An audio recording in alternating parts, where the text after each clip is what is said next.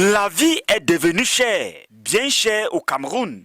Presque tous les produits de première nécessité ont connu une hausse vertigineuse des prix. Le constat est clair sur le marché.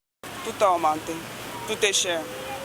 Donc des choses qu'on achetait, par exemple, tu vas acheter quelque chose que tu achètes. Comme dernièrement, j'ai été surprise de voir que le cube c'est à 3 à 50 alors que c'était 10 francs.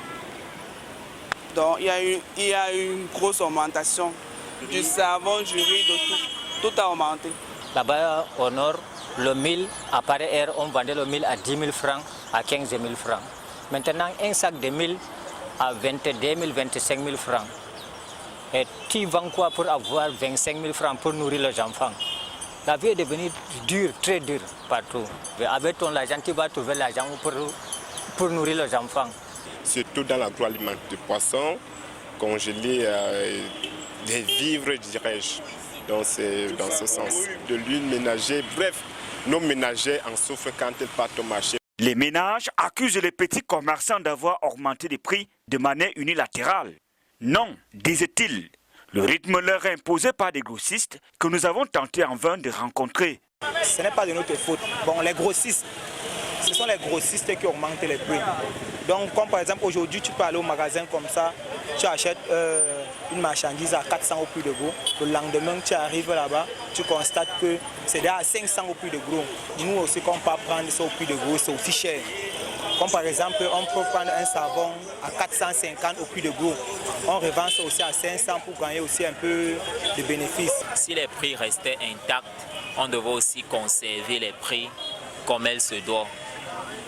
Si c'est que les grossistes baissent les prix, nous aussi on va baisser les prix.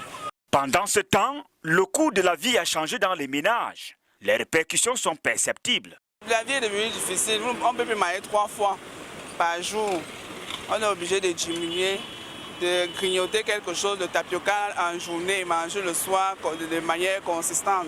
Moi, à l'époque, quand il fallait donner une somme, peut-être que c'est 1 000 francs à madame de préparer pour qu'elle se sente à l'aise pour une journée, ou alors pour 2 jours, quand elle rentre du marché, ça n'atteint pas. Des consommateurs presque abandonnés à eux-mêmes. Les défenseurs de leurs droits ne se limitent qu'à la sensibilisation, aucun moyen de répression. La Ligue camerounaise des consommateurs éduque les consommateurs, les informe et communique sur leurs droits et devoirs. Donc c'est ce que nous faisons depuis près de 20 ans. Donc nous amenons le consommateur à savoir qu'il a des droits, qu'il a des devoirs et tout et tout. Et nous l'amenons à comprendre qu'il doit lui-même plaider pour ses droits, il doit lui-même connaître ses droits, il doit lui-même mettre en œuvre ces droits-là avant d'attendre une quelconque assistance. Et puis nous travaillons avec les pouvoirs publics pour que les prix des produits soient quand même passables. Pour tous, il est impératif que le gouvernement trouve des solutions pour sortir de cette crise. Si on pouvait créer les usines, parce que je me rends compte qu'il y a moins d'usines au Cameroun, si on pouvait créer encore plus des usines et employer les jeunes, il y a des jeunes qui chôment, qui ne font rien.